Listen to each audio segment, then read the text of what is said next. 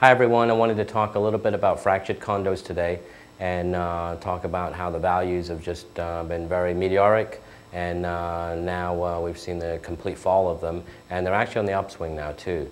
So fractured condos is something pretty interesting. It's a whole different niche market, and it entails purchasing buildings that were taken from a multifamily standard type of model, and attorneys were hired, and paperwork was filed with the state, and they were turned into condominiums.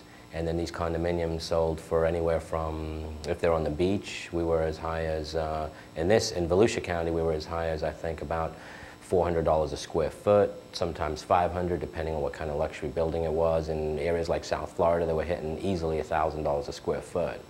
And so lots of developers made a lot of money on just taking buildings because there was such a shortage. You know, the builders that were building condominiums were not able to build them quick enough, so it led to this model of condominium conversion, condo conversions. And then that train ended quite abruptly, and then it led to the collapse of those buildings. And now we're selling units that sold for, let's say, $300,000. You're able to pick them up for $30,000. So 10 cents on the dollar from the height of the market. And that bottomed out. That's not available anymore. And folks that think that we're not at the bottom of the real estate market are very, very wrong.